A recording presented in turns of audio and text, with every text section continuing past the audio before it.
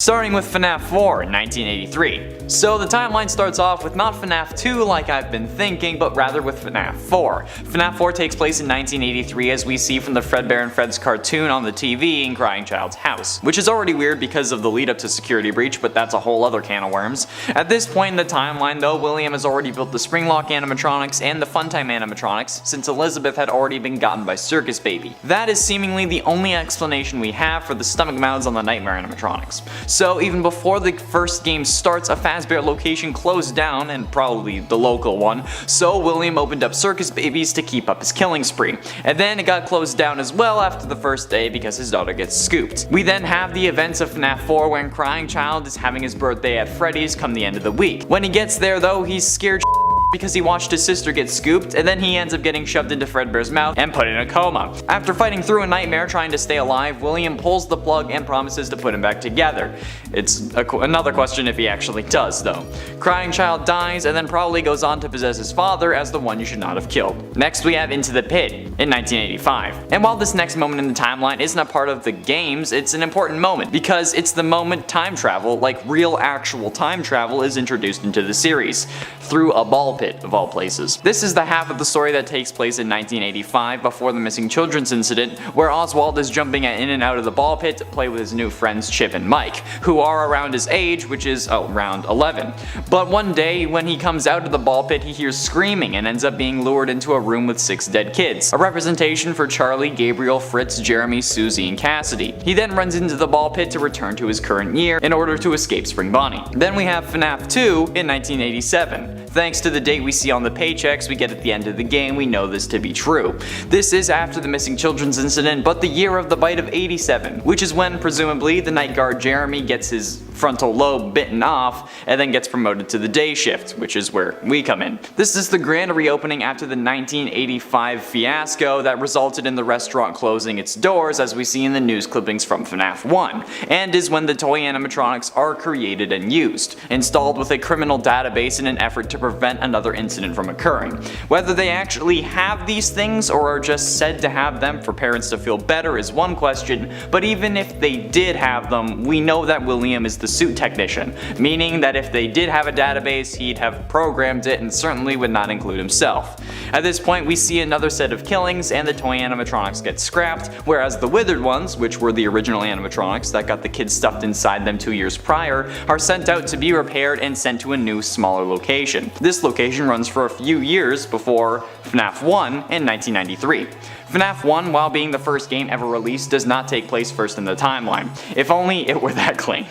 Instead, it takes place in 1993 or around then, based on minimum wage calculations MatPat did in his first ever FNAF theory, and Scott pretty much confirming this to be correct. We can also look at the Faz facts presented in FNAF AR's files that say, quote, in 1993, the most dangerous profession in the United States was actually night security guard, which seems to indicate that the first game takes place in 1993, since we know the dates of the other games where we're actually security guards. This is also in line with the Nathan Dunlap story MatPat believed the first game to be based off of, however that could also be a coincidence. This is where we see the original 5 animatronics repaired after FNAF 2's location closed, and seemingly the first game where we play as Michael Apton, since at this point he'd be old enough to hold down a full-time job, being around 21 years old if we go off his character and Into the Pit. Speaking of which, that's our next stop. Into the Pit in 2011.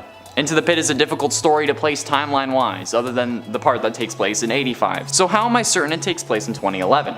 Well, when Oswald is describing the town in the first few pages of the story, he says that the town went downhill after the mill had closed down. So I looked into towns that went downhill after some form of mill shut down that fit other requirements that he had listed. It had to have a movie theater like Oswald said his town did, and it had to still have a population despite being mostly run down. And the closest one that I could actually find was Scotia, California, whose Pacific Lumber Company closed in 2008 and was founded in 1863, meaning it would certainly be around for 1985 when the town is thriving, as we see in the story. And since Oswald also notes that 3 years ago is when the mill closed down, when he was 8, we can reasonably assume that since Pacific Lumber closed in 2008 that he was born in 2000 and is 11 years old at the time of the story, since it's 3 years after they closed. The population of Scotia is also only 850, which also would fit the story. story. Now this is important because of where the timeline goes next and how time travel could actually be involved. It also gives us an age for Mike, who, based on the kid from 1985's part of the story, was around Oswald's age that year, and considering how Crying Child died in 1983, 2 years before that part, it would most likely be the older brother who'd be 11 at that time, which also fits since he's wearing a hat and participating at a Freddy's, which the teen would really not want to do. Then we have FNAF AR in 2021. Okay, so based on dates that we can see on various emails from FNAF AR, which is where most of the lore resides in this game, the events of Special Delivery actually take place in 2021, this year, which is honestly really messed up for the timeline. I went into this wanting to see how long they'd have to hold on to the toy animatronics to see if they could be the basis for the Glamrock animatronics, yet I found out that FNAF AR takes place in 2021, meaning one of 4 things. Ness could not be Vanny, since Glitch Trap hasn't been created yet, since William hasn't even been found in the back room of Fazbear's Fright. 2, that the AR game is simply not canon to the story, which throws out all the fast facts and the emails as actual lore. 3, that Glitch Trap is able to time travel thanks to being present in technology or something similar like the ball pit from Into the Pit, which is possible since we know that time travel is possible in this universe, which is why I included Into the Pit in this video in the first place. Or 4, that Vanny isn't possessed by Glitch Trap and isn't a reluctant follower after all, and is instead a copycat.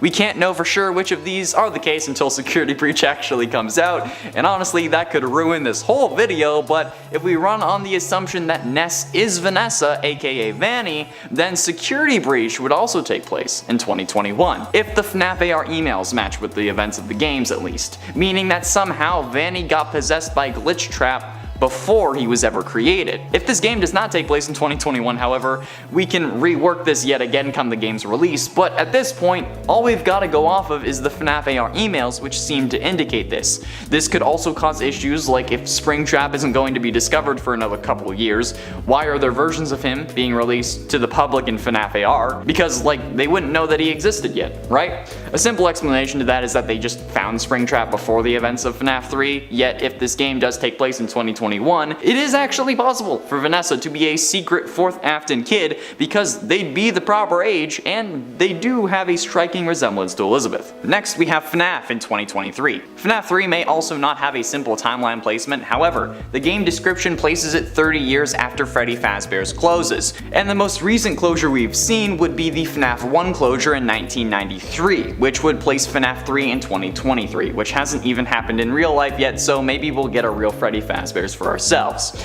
This is when Springtrap is released in a new horror-themed Freddy's location called Fazbear's Fright, with seemingly no connection to the books, and is the company's first attempt at repairing their reputation by leaning into the horror genre. However, Henry ends up burning this place to the ground with William inside as well as the puppet, as we can see on a rare screen, except it doesn't work and William survives, because of course he does.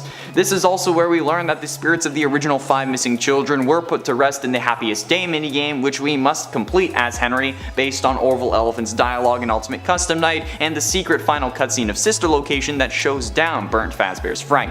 Next up we have Sister Location, which is also most likely happening in 2023. Sister Location also probably takes place around the same time. We know at the very least it has to, thanks to that ending I mentioned moments ago, where Michael is describing how he's going to come find his father, where we see a burnt down Fazbear's Fright and Springtrap popping up from its ruins. This means that the game must happen at least at the same time, since at the moment of this line he hadn't found his father yet, which also means that we couldn't have played as Mike in FNAF 3 because he wouldn't be saying that he's going to come find you, because he already would have. This could be a flash forward, but I don't think that that could be the case, since at that point he'd be purple and smelling horrible, and if people are running away from him scared on the street when he's walking, how would they hire him to be the night guard at a Freddy's joint? Like, even if it is horror themed, he's there after hours and doesn't need to look the part. So the most likely scenario is that after William was released, he somehow instructed Michael to go find his sister. Or Baby actually ended up mimicking William in order to lure Mike down there, since she knew he wouldn't die and Ennard would be able to use him as a skin suit. Either way, it makes the most sense for the events of the main game of Sister Location to take place in 2023, whereas the events of the 8-bit sections take place before 1983, which are also the earliest moments we've seen in the series. Then we have FNAF 6, which takes place sometime after 2023. Now, I've had a hard time Placing FNAF 6's exact time, I have yet to find that smoking gun that gives me how many years after 2023 the game takes place, yet we know it has to take place after 2023 for various reasons. 1. The inclusion of Scraptrap. Whether it's a more deformed Springtrap suit or a new one altogether, William wasn't released until 2023, so it has to be after. 2. Scrap Baby. Baby gets kicked out of the Ender tribe between games in the source code for Scott's website, meaning that it has to take place after Sister Location, which seems to also happen in 2023. 3. The appearance of the Paper Pals, who made their debut in FNAF 3. 4. The appearance of both Henry and Mike, who decide to stay while the building is burning. And 5. Lefty, who was created to keep the puppet in that location so Charlie would actually be set free, since the puppet also escaped in FNAF 3 or was never there to begin with, which made Henry sure that it would be there this time. This is where we see the story attempt to be put to rest, with Baby, the puppet, Molten Freddy, who is a combination of all the Funtime animatronics, and Scraptrap all burning. But we know that William as Scraptrap escapes, even if horrifically burned by the fire, removing the entire Scraptrap suit and landing him in the hospital in a coma. That's where Ultimate Custom Night takes place, after the FNAF 6 fire. Ultimate Custom Night must take place after the FNAF 6 fire because it takes place in William's head, much like how FNAF 4 was in the Crying Child's head. Another reason I believe Crying Child to be the one you should not have killed. In addition to that, we see characters that made their first appearance in FNAF 6 present to torment William in Ultimate Custom Night, most notably the Rockstar animatronics and the Mediocre Melodies. This is also where we learn that Henry was the one who tried to release the original 5 missing children, thanks to Orville Elephant saying, quote, "He tried to release you, he tried to release us." However, running alongside this are the events prior to the Fazbear Fright story, The Man in Room 1280, which shows us what it's like in the real world during the events of Ultimate Custom Night. Since we're told that William has been there years prior to the story starting, this means that he's being tortured by the one you should not have killed for at least 2 years, as we learn, since he had, quote, been taken off life support years ago. While it could be more than 2, it has to at least be a couple years since the word years is in plural. And then finally, we have FNAF VR, which takes place at least 4 years after FNAF 6 and 2 years after William was taken off life support, since the priest who shows up in The Man in Room 1280 to read him his last rites was asked to do so again, quote, years after he was taken off life support, notice the plural, which happened at least 2 years after the FNAF 6 fire. At this point, if FNAF 3, 6, and 7 all take place one after each other, we'd be in 2027 at the very least. And we know that this game has to take place after FNAF 6 and The Man in Room 1280 thanks to the appearance of Glitchtrap, who appeared by scanning a circuit board to help create the AI, and Helpy, who makes an appearance as an Easter egg character and a main character in the Curse of Dreadbear DLC. Helpy was introduced in FNAF 6, so it has to at least come after that, and we see the circuit board be created in The Man in Room 1280 when the priest brings William to a Fazbear Entertainment warehouse where he promptly explodes, meaning at the very least FNAF VR takes place in 2027, which is 6 years after FNAF AR and probably Security Breach, which begs the question, since William only becomes Glitchtrap 6 years after Ness is acting weird, as if she is possessed, this seems to be impossible unless Ness isn't possessed, isn't Vanny, or Glitchtrap is somehow able to time travel. But has time travel been established in the games? Actually, it might have been. See, one Twitter user pointed out to me that the animatronic arm we see at the end of the Security Breach gameplay trailer looks an awful lot like Nightmare Freddy's arm. And if that is the case, firstly it would require the Nightmare animatronics to have some real physical forms, unless they're doing some dream hopping, but it would also require time travel, since FNAF 4 is the first game in the timeline, taking place in 1983, 38 years before the earliest events of Security Breach if it does take place in 2021, which it seems to. Huh. Interesting. Just to go over things first, what was my original timeline proposed in that last theory? Well, it starts with FNAF 4 in 1983 that we see thanks to the TV in Crying Child's house. Then we see the 1985 part of Into the Pit, followed by FNAF 2 and Freddy Fazbear's grand reopening in 1987. FNAF 1 takes place after that in 1993, calculated by Matt Patton in his first theory video, as well as being confirmed by a Faz fact from FNAF AR. Then comes Into the Pit with the present day day, at least the present day in the book, and I'm including Into the Pit because time travel would technically be required, and Into the Pit is what introduces time travel. And then we run into FNAF AR. Now, the FNAF AR emails have dates ranging the game from 2019 to 2021, which I'm guessing is dependent on when you are actually playing the game, since it's meant to be the present day. And since Security Breach is linked to special delivery via those emails and nests along with the other weird happenings, we can reasonably assume that Security Breach would come next. Then we have to fast forward 2 years and see FNAF 3 with the Fazbear Frights attraction and sister location happening simultaneously thanks to the secret sister location ending. And to end the current timeline, we have FNAF 6, Ultimate Custom Night, and VR happening one after each other. However, we only know that FNAF VR takes place at least 4 years after FNAF 6 thanks to the Man in Room 1280 from Bunny Call, the most controversial point in this timeline being FNAF 3 taking place after Security Breach and AR, which a lot of people seem to have issues with. Obviously, there are some discrepancies that need to be made when talking about the FNAF timeline, since as Scott sees the story play out in his mind, previous moments may not align to a perfect fit, so information that is revealed later should be taken as a priority, like MatPat stated in his most recent timeline video after Ultimate Custom Night's release. So they didn't find Springtrap until night 2 of FNAF 3 would have to be replaced with them discovering Springtrap sooner than we thought, but only releasing him later on while trying to test to make sure everything was working before opening Fazbear's Fright, so that he could then appear as a character in special delivery, maybe perhaps as a way to hype up the actual location. But there's another problem that I want to address, saying that we have seen a Spring Bonnie time travel before, like in Into the Pit, so time travel is not out of the question for this scenario. There also seem to be quite a few people who believe that FNAF 3 takes place in 2013, since we know that the FNAF 4 location closed thanks to Crying Child getting chomped, so 30 years after 1983 would be 2013. However, the description for FNAF 3 states that, quote, 30 years after Freddy Fazbear's Pizza closed its doors, the events that took place there have become nothing more than a rumor and a childhood memory, meaning that the establishment was indeed called Freddy Fazbear's Pizza, and to our understanding, that bite incident from FNAF 4 actually took place in Fredbear's Family Diner, thanks to the limited number of animatronics as well as them both being gold. While yes, other Freddy Fazbear's locations at this time were open, this incident did not occur at one, and this begs the question, does FNAF 3 rather take place in 2017, after the FNAF 2 location closes?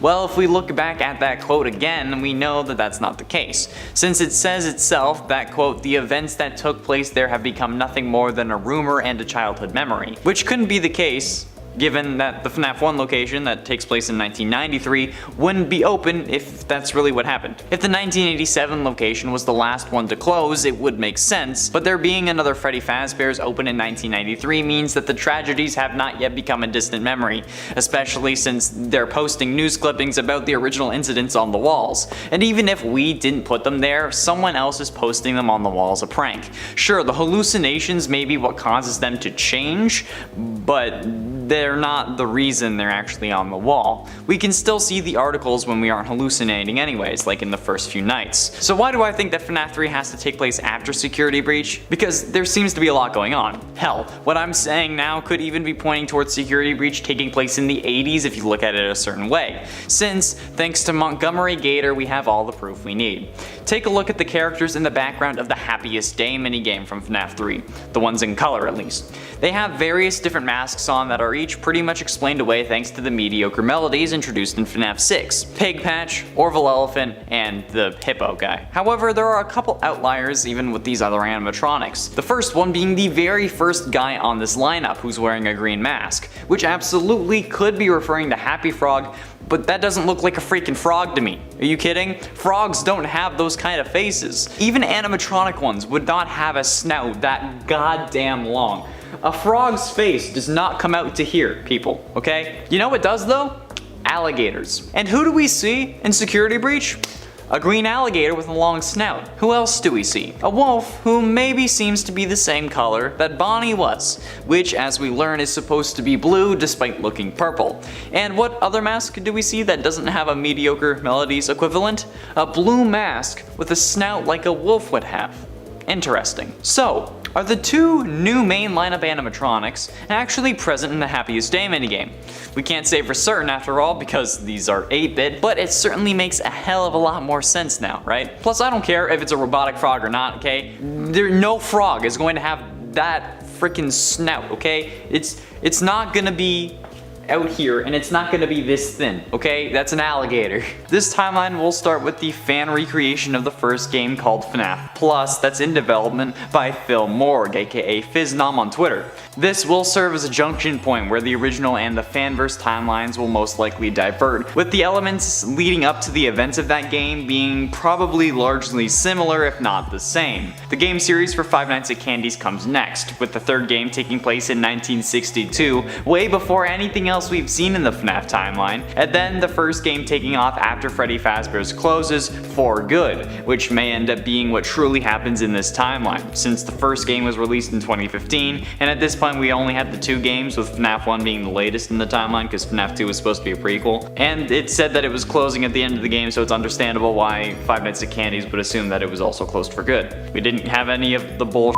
that was the next 20 games. The events from all the FNAF games will be considered canonical in this timeline thanks to the mobile ports and the FNAF remastered version coming thanks to this initiative, in addition to the fourth game we're getting. The story of Pop Goes, however, includes the first 3 FNAF games, so how do we explain that? Simple. The new game coming with the initiative called Pop Goes Evergreen will only be considering itself and the game Pop Goes Arcade 2020 Edition canon, meaning that Pop Goes 1 and 2 don't count anymore. So we're unsure of how much of the main FNAF story is canon in this version, but at least it's not screwing us over like the main FNAF timeline. The One Night at Flumpty's series, which is also getting a new game, doesn't rely on the FNAF story for its story, so the One Night at Flumpty's 3 game won't be messing with anything already established. The same thing with 1 and 2. They just kidnap a random person and then be like, hey, let's be friends, but you gotta survive this game. So currently, from what we can figure out, after the missing children's incident where 5 kids got killed at the hands of William Afton using the Golden Bonnie Springlock suit, the original Freddy Fazbear's location gets closed down for the reasons we see in the FNAF 1 newspaper clippings. They aren't of the FNAF 1 restaurant, but they're of the first one. This is also the location where Charlotte, William's business partner Henry's daughter, is killed outside the restaurant despite the security puppet keeping an eye on her. Good job, Henry. Way to keep your daughter safe. We see this location in the Take Cake minigame that features the puppet jump scare. After some time, 3 years to be exact, in 1987 the company opens a new location with an updated look and roster. The toy animatronics fitted with facial recognition and a criminal database programmed by their technician, part owner William Afton. The place reopens at a huge celebration with a new night guard, Jeremy Fitzgerald, taking up the night shift. However, as per FNAF usual, after a week on the job he gets his frontal lobe bitten off, or at least injured by Mangle or Toy Chica as suggested by our Ultimate Custom Night Deathlands, a story for another day, and gets sent to the hospital. After his recovery though, he is promoted to the day shift, leaving Fritz Smith as the new night guard, who gets fired after 1 day for tampering with the animatronics and his odor. If you smelled bad, why'd you hire him in the first place? Leaving the animatronics as the only defense against the purple guy. This results in the place closing down and the toy animatronics getting scrapped for not detecting a kid killer, because, you know, they were programmed by a kid killer. And then they fixed up the withered animatronics and opened up again in a smaller building, which is when FNAF Plus will take over in the fanverse timeline, because originally it was going to be normal FNAF, and then that's the one that reopens, but now it's gonna be FNAF Plus because we're talking about the fanverse. The FNAF Plus location closes for good at the end of the game and leaves the door open for not Circus Baby's Pizza World, but rather Candy's Burgers and Fries, which is where Five Nights at Candy's really starts. Because, you know, the other game was happening in 62. Eventually, it all comes to an end when Scott Cawthon retires from the FNAF series and lets the games rest before handing over the mantle. But the animatronics don't like that. No. While yes, he was hired by Fazbear Inc. to make the games, the characters he created don't want to be forgotten. And somehow they escape the confines of the FNAF world and attack Scott and his family in their home. In The Joy of Creation, which is the game I'm talking about, you play as Nick Cawthon, Val Cawthon, Scott Cawthon, and Michael throughout a series of 5 levels called Forgotten Memories. At least that's how the original game went. And yes, it's that Michael. We don't quite know how the new version, Joy of Creation Ignited Collection, will have the story be told. Like maybe we're the Afton family, maybe we're still the Cawthons. Who knows? Maybe we're my family, because honestly this is torturing me just as much as MatPat, if not more. Have you seen how many FNAF videos I've made? Like, it's a meme. I'm getting tagged in constant FNAF things. Okay, it's annoying. But if we are the Cawthons, Scott may have set his own fate. Cause like, does any of that story sound oddly familiar? Like you've heard it recently? Scott ending FNAF and the animatronics retaliating? Okay, well, maybe not the animatronics retaliating, but Scott did recently announce his retirement. And if you want more info on that, click up in the top right corner for that video. We did a whole explanation. There was a whole kerfuffle. It's a long story. And while the game may be referencing him quitting 2 years after the first game released, which would be in 2016, the end of Cawthon's FNAF could mean that these games leak into our reality. Think about it. The recent games in the main FNAF world were about games interacting with our world. Hell, even FNAF 3 and FNAF World had those concepts in it as well, with FNAF World setting up the clues to unlock the good ending in FNAF 3, no matter how much we hate FNAF World, and FNAF 3 having you punch a code into a wall of all things. I still don't get that. And now Glitchtrap has escaped his version of the real world into a video game and is now getting back out of said video game. What if this Fazbear Fanverse Initiative universe is actually this universe? And soon enough, we'll see that before appointing a successor, Scott is taken out by animatronics. Okay, well, probably not, but it would be interesting to see how this all gets worked into that timeline, because like it's supposed to be in our world. We'll figure it out.